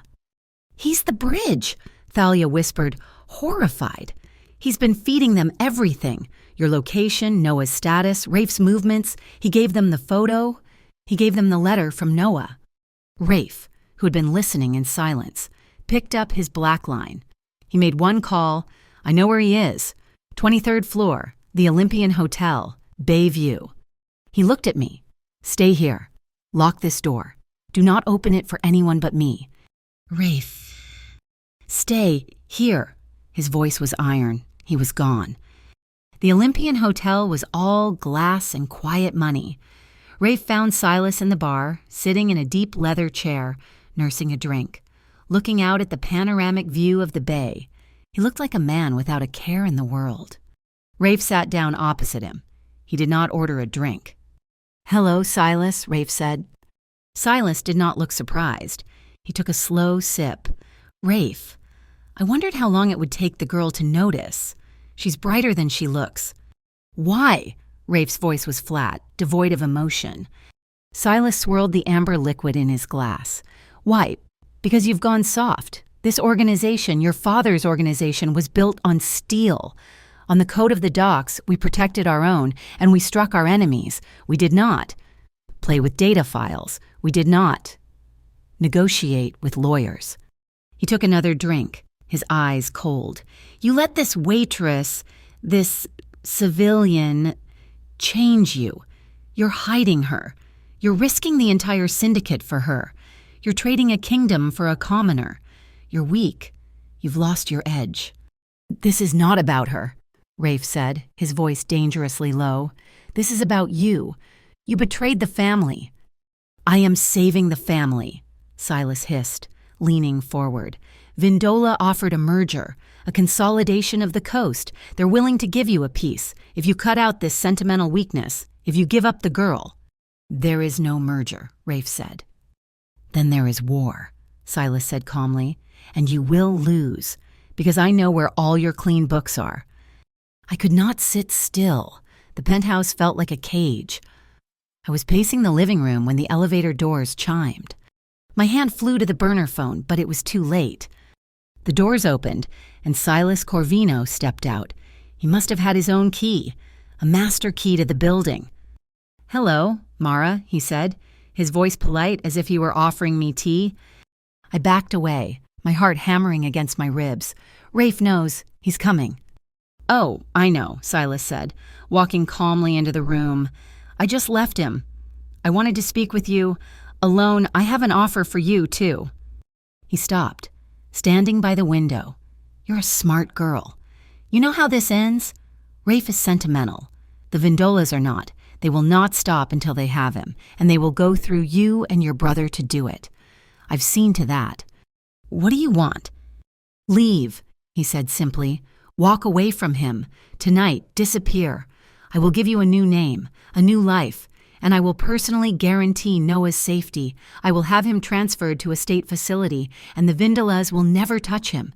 He will be safe. But you have to go. Now." It was the perfect trap. He was offering me the one thing I had always wanted, Noah's safety. I backed toward the kitchen, my hand gripping the cold granite counter. I looked him in the eye, my voice shaking but my words clear. "No?" Silas frowned. "Don't be a fool. I'm offering you an escape." "You're offering me a cage," I said, my voice finding its steel. "You think everyone is like you. You think the only thing that matters is fear or leverage. You underestimate people who don't rely on fear. Silas, you underestimated Rafe, and you're underestimating me." His face darkened. "A foolish choice, my dear." Before he could move, my burner phone rang, a shrill, piercing sound. I grabbed it. It was Thalia. "Mara, they're not going for Rafe. It's a diversion. They're hitting the garage, the public garage where your car is." Silas smiled. "It seems your time is up." He turned and walked calmly back to the elevator, just as Rafe burst through the main door, his face a mask of thunder. Silas was gone. "They're in the garage," I yelled. Rafe didn't hesitate. He grabbed my arm. "We're not going to the car. We're going to the control center." The port's central coordination hub was a concrete bunker 2 levels down. It was chaos. Alarms were blaring. "Vindola team, 4 men, black van, level C," a security guard yelled. "They've blocked the exit ramp." Rafe shoved me toward a console. "Find the civilian vehicles. Talk to them. Get them out. No one gets hurt. That's the priority." He was not grabbing a gun. He was grabbing a microphone. "This is Marchesi." His voice boomed over the garage's PA system, calm and authoritative. "Security. Activate rolling block on sea level and turn on the floodlights. All of them. Now." The garage. which had been dark, was suddenly blasted with the light of a dozen high-intensity stadium floods. The Vindola men, caught in the open, froze like rats. I saw them on the camera, confused, blinded. I saw a blue sedan, a terrified-looking woman inside, trapped by their van. I grabbed my own headset. "To the driver of the blue sedan," I said, my voice coming out clear and sharp, the voice of an ER nurse in a crisis. "This is building security. Do not panic. We see you. Reverse your vehicle slowly. The service gate at C9 is now open. Reverse and turn left." The woman's head snapped up. She nodded, her car's reverse lights flashing on. "Vindola team is moving to the stairwell," the guard yelled. "Flood the stairwell lights," Rafe commanded. "Hit the fire alarm and activate the magnetic locks on the exit doors. Trap them." A deafening whoop, whoop, whoop filled the air, and heavy thunk echoed as the fire doors locked down. "All other civilian vehicles," I said into the mic, my voice steady. "The main ramp is compromised.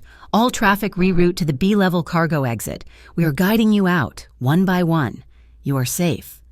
For 20 minutes, we worked. It was not a gunfight. It was a symphony of chaos, directed by him. He used light, sound, and the building itself as a weapon. He boxed them in, blinded them, and confused them, all while I calmly guided 3 terrified civilians to safety. When the police, alerted by the fire alarm, finally arrived, the Vindola men were trapped in a concrete stairwell, deafened and disoriented, without a single shot being fired. We walked back to the penthouse in silence. The adrenaline drained out of me, leaving a bone-deep tremor. I was shaking so hard I could barely stand. I made it to the living room and just stopped, my arms wrapped around myself. Rafe stood in front of me. The city lights were a cold backdrop. I could not stop shaking. He lifted his hand slowly, just as he had in the kitchen. He placed it on my shoulder. His hand was so warm, so steady. The weight of it was an anchor. "It's over," he whispered. I let out a breath I had been holding for my entire life. I sagged forward, resting my forehead against the solid wall of his chest. His shirt was crisp, and I could feel the steady, slow beat of his heart beneath my ear.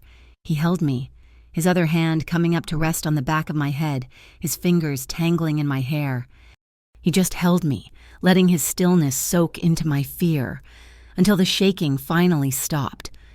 I leaned back, my hand still on his chest. I looked up at him. The fear was gone, replaced by a deep, powerful certainty. This time I kissed him. It was not gentle. It was not a question. It was a claiming. It was deep and slow and desperate. A kiss that said, "I am here and you are mine." He responded instantly, his mouth molding to mine, his hand sliding from my shoulder to the small of my back, pulling me closer until there was no space left between us, just heat and the desperate need for grounding. Our breath fogged the cold glass of the window behind him. It was a long, slow, consuming fire, a promise of trust, a closing of every gap that had ever been between us. The shrill electronic shriek of his blackline on the counter tore us apart. We broke the kiss, breathless, our foreheads still touching. He let out a sharp, frustrated breath. He picked up the phone. It was Talia. He listened, his body going rigid. The man who held me was gone, replaced by the commander. "What did you say?" he asked, his voice lethally quiet. He listened again. A logical breach, not forced, a master code. He hung up the phone. He looked at me, and his eyes were no longer gray. They were black, the color of the deep, cold harbor at midnight, the hesitation, the softness. The conflict, it was all gone. "Silas didn't just access the files," he said, his voice a flat, cold blade. "He used his master protocols. He opened the vault. Vindola is in. They are in Zero Dock right now." He turned, not from me, but with me, his hand taking mine. "Let's end this." The breach in Zero Dock was not a failure. It was the first click of the trap. Thalia, Rafe, and I stood in the penthouse, the city lights cold and distant. The tension was so thick I could barely breathe. "He's in," Thalia said, her voice a low, tight wire. "Silas used the master protocol. Vindola is downloading the data right now." Rafe's face was carved from ice. He stood by the window, a black silhouette against the skyline. "What did they get?" I watched Thalia. The pale panic on her face was gone, replaced by a slow, dangerous smile. They got exactly what we designed them to get. I looked from her to Rafe, confused. "But, Zero Doc, you said it was the clean books, your future." "The real Zero Doc," Rafe said, his voice flat, "is an air-gapped server in a vault beneath the harbor, protected by 3 feet of steel. What Silas accessed. Thalia." "Was the honeypot," Thalia said, her professional confidence flooding back. She tapped her tablet, and the main monitor lit up. "A mirror server I built 2 weeks ago, just after Silas first approached you at the diner. It contains a full, verifiable, and utterly fabricated set of ledgers. It shows Marquise Maritime systematically smuggling illicit goods for the last 2 years. "You framed yourself," I whispered, horrified.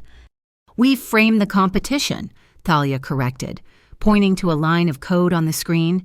"Every single transaction in that fake ledger, every shipping manifest, every untraceable payment etc. is digitally signed with a cryptographic watermark, an immutable routing key." She zoomed in. "Every key leads directly back to a numbered account, an account owned by a shell corporation, a corporation owned by the Urban Institute of Inquiry and Swift Rent Capital." It was the reverse heist. The data was the bait. "Silas thinks he's handing Vindola the weapon to destroy Rafe," Thalia said, her voice filled with cold satisfaction. "In reality, he's handing them a signed, digital confession, linking them to his supposed crimes. He's the star witness against his new partners." "He's giving them the file right now," Rafe said, his gaze fixed on a tracking icon on his own screen. "And Vindola, thanks to your press conference, Mara is desperate. The IOU is launching a full coastal audit. Vindola needs to stop it. They'll use this file to divert the investigation." "They'll leak it," I said, understanding dawning. "They'll leak it right into the hands of the auditors." "Precisely," Rafe said. He turned, the strategist back in full command. "It's time. Let's tighten the net." The next hour was a blur of calculated parallel attacks. Rafe made his move first. He picked up his black line, his voice low in the late-night quiet. "This is Marquise. I need the Cascadia Port Federation. Authorize a blue freeze. It's a full system integrity risk. Every container, every manifest, every truck tagged with a UII code. You stop it. Freeze their entire network. Effective immediately." He was strangling their physical supply chain. I was his second move. I was not the waitress. I was not the analyst. I was the weapon. Dressed in a dark wool suit Thalia had provided, I walked up the marble steps of the federal building, flanked by a private legal team. I faced the night duty marshal, my voice clear and cold. "My name is Mara Ellison. I'm representing a private whistleblower consortium. We have definitive proof of a high-level security breach by a senior Marquise employee, Silas Corvino." I slid a data drive across the desk. "We also have the server logs showing what he accessed, when he accessed it, and the network of shell companies he is affiliated with. We are filing for an immediate asset seizure of the Urban Institute of Inquiry, based on illicit financial activity." Thalia's legal traps had been the bait. My whistleblower complaint was the hook. The counterpunch from Vindola was desperate and brutal. My burner phone rang. Not Thalia, not Rafe, a distorted, synthesized voice that made my skin crawl. "We have the boy." My world stopped. My breath, my heart, everything. Oh, what? "Noah, from the Sunrise program. Silas was very, very helpful." The voice was smug, dripping with malice. "He's with us. You want to see him again? You stop this. You call off your federal dogs. You lift the blue freeze, and you give us the real Zero Doc data. We know the other file was a setup." I couldn't feel my legs. They had him. They had my brother. Rafe took the phone from my shaking, numb hand. His face was a terrifying, beautiful void. "This is Marquise," he said. You have 1 hour to comply, the voice sneered, or the boy becomes another tragic overdose story. No, Rafe said. A beat of stunned silence on the other end. What did you say? You will not be getting the zero doc data. You will not be getting my compliance. You will be getting a trade. We don't trade, we have the hostage. You will for this, Rafe said, his voice dropping.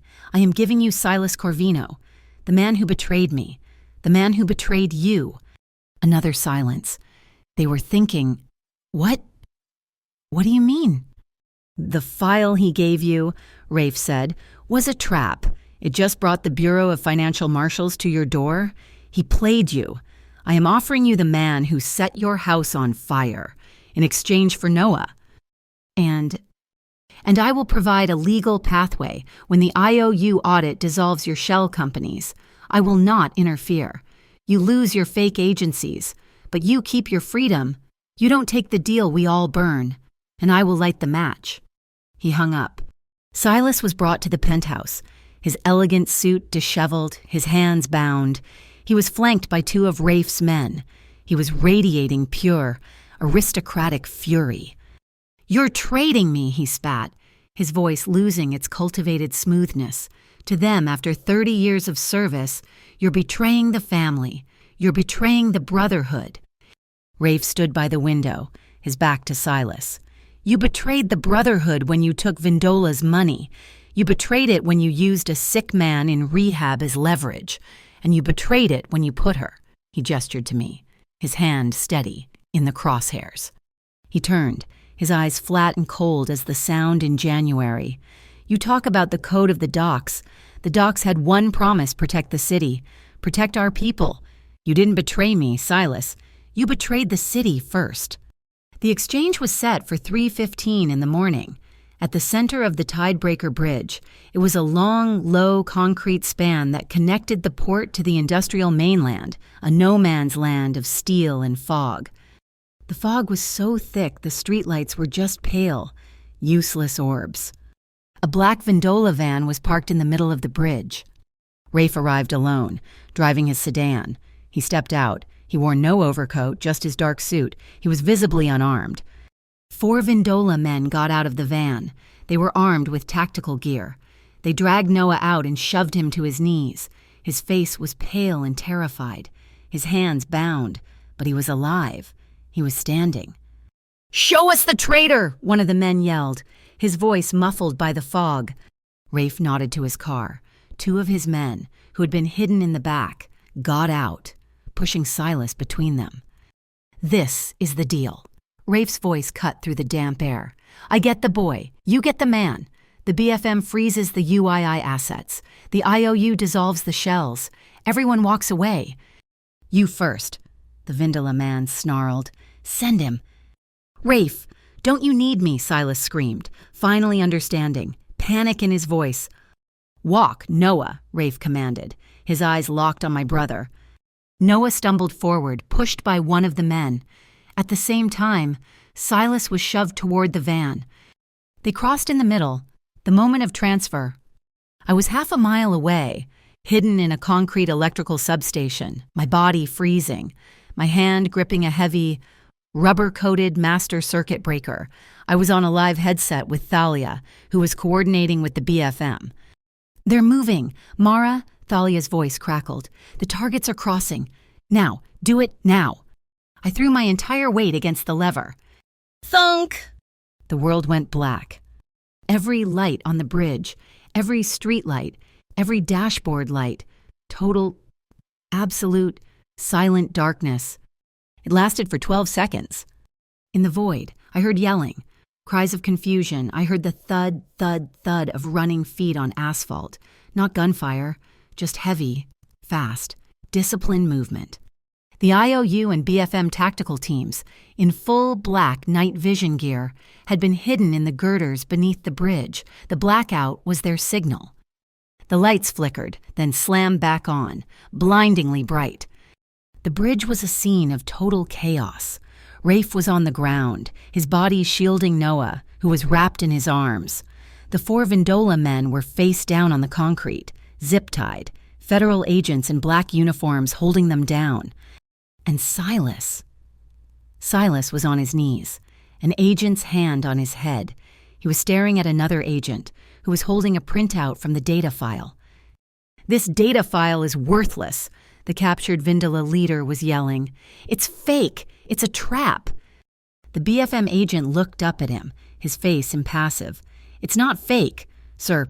It's evidence. This digital signature just confirmed your shell companies as the recipients for every false manifest in the Marchese honeypot. You just handed us your entire network."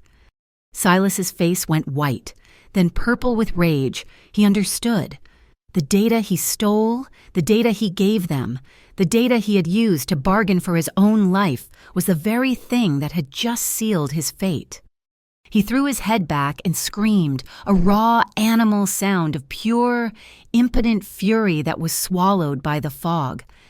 The agents hauled him to his feet. It was over.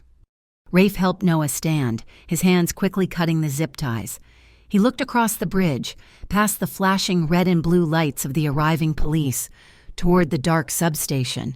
He couldn't see me. But he nodded. The heavy steel door of the BFM transport vehicle slid shut, a sound of absolute finality. Through the small, wire mesh window, I saw Silas. He was no longer the elegant, calm facade. He was a man hollowed out by his own treachery. His face pale and twisted, he looked past the agents, his eyes finding Rafe, who stood on the damp asphalt of the bridge. Silas pressed his face close to the glass, his voice inaudible but his words clear. A final, poisoned dart. "You'll never wash this clean. You'll never be anything but harbor trash." Rafe stood motionless as the tactical van pulled away, its red and blue lights slicing through the last of the fog, leaving us in the cold, gray quiet of the pre-dawn. He didn't react. He didn't flinch. He just stood there, a statue of stone, the weight of his past and his future pressing down on him. I felt the tension radiating from him, a vibration of absolute stillness that was more violent than any explosion. I stepped forward, sliding my hand into his. His skin was cold, but his fingers instantly closed around mine, a grip so tight it almost hurt. I didn't say I'm okay. I was done with that lie. I looked up at his harsh profile, the strong line of his jaw set against the industrial skyline. "We are choosing better," I said, my voice firm in the quiet air. His gaze dropped to me.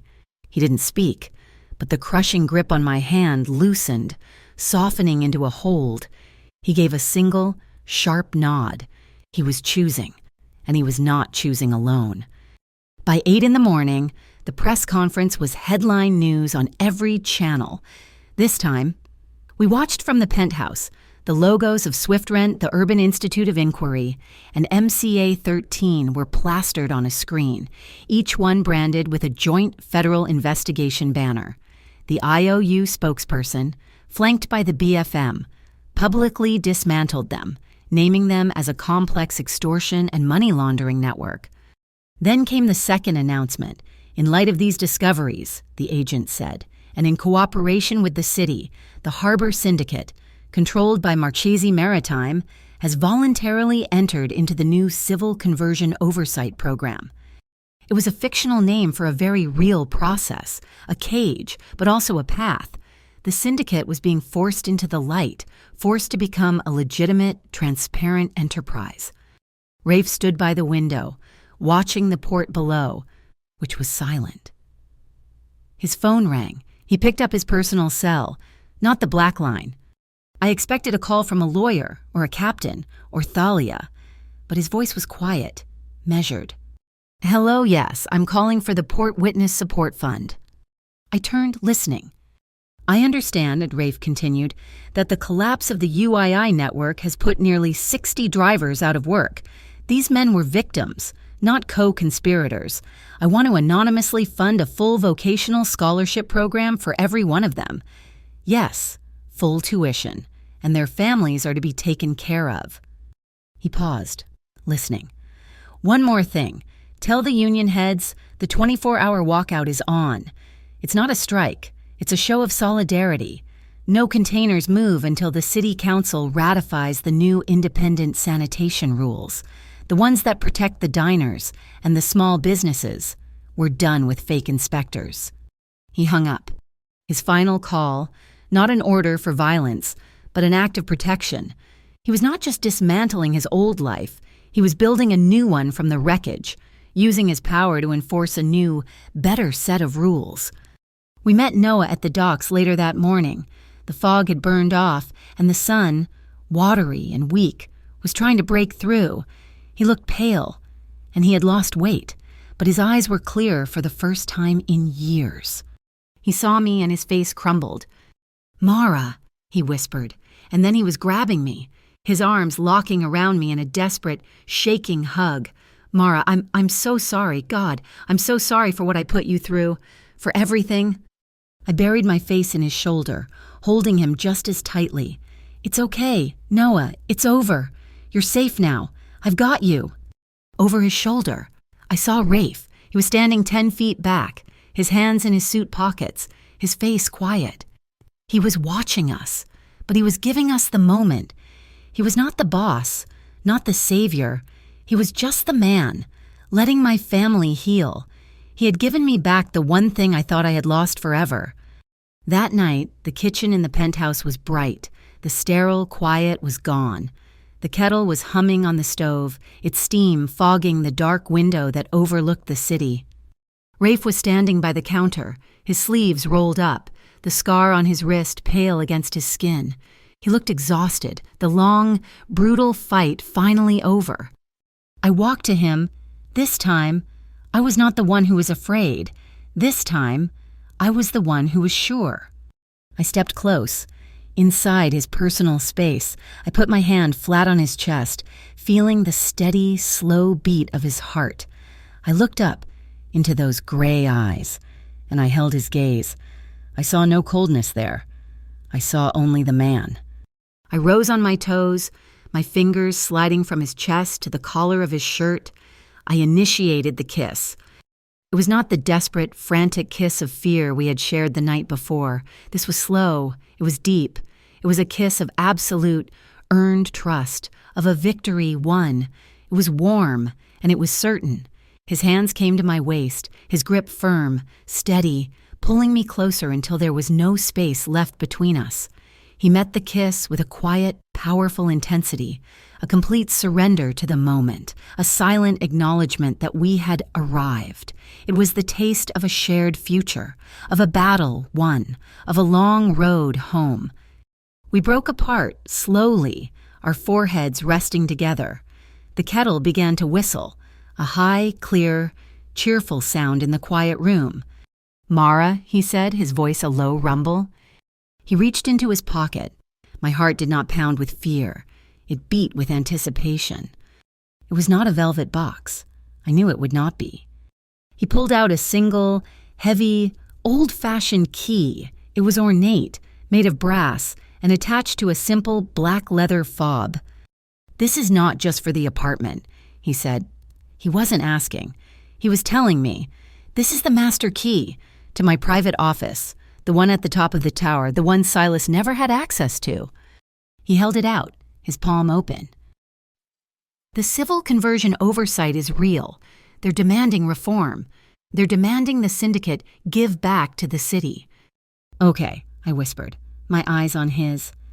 "They want me to establish the Harbor Renewal Fund," he continued, his voice steady, "a legitimate, audited fund to rebuild the small businesses in the district, to fund the real rehab centers, to undo the damage." He placed the heavy, cool key into my open hand. "I don't know how to do that," he said, his voice raw with a vulnerability I had never heard, not the right way, not alone. His fingers gently closed mine around the key. "Let's design the Harbor Renewal Fund together." It was the most romantic proposal I could have ever imagined. It was not a request for my hand. It was a demand for my mind, my strength, my future. It was a commitment of shared responsibility. I smiled, my fingers gripping the key tightly. "Okay, Rafe, let's get to work." A slow, real smile spread across his face. lighting his eyes, erasing the shadows below us from the harbor. A long, low foghorn sounded, a deep, resonant cheer. His phone buzzed on the counter, a text message. He glanced at it, and the smile remained. "It's Thalia. The oversight program is officially approved. The feds signed off." He looked at me, a new challenge in his eyes. "We have 18 months. 18 months to unwind every high-risk asset and become 100% legitimate." "It's impossible," I said. "I know," he replied. "We'll do it," I said. I took my coffee and walked to the balcony. The city was spread out before us. The fog was gone. The first faint. Rose gold light of dawn was breaking over the dark mountains, painting the clouds. The water of the Sound was waking up. Below, the port, silent for 24 hours, was rumbling back to life. The strike was over. I heard the deep groan of the first crane, the rumble of a truck. The heartbeat of the city was returning. Rafe came up behind me, sliding his arms around my waist, pulling me back against his chest. I leaned my head back, feeling his solid presence. I looked out at the new day, at the new city. I was not the girl in the diner, hiding. I was not the woman on the bridge, fighting. I whispered the words one last time, not to him, but to the horizon. "We're ready." On the kitchen counter, his black-line phone, the one he had used to rule the shadows, lay dark and silent. He had turned it off. The final call was made. Thank you so much for listening to our story. We would love to hear your thoughts. So please comment below and let us know where in the world you are listening from. If you enjoyed this story, please subscribe to Mafia Boss Stories. Give this video a like and support us by hitting that hype button so this story can be heard by even more people.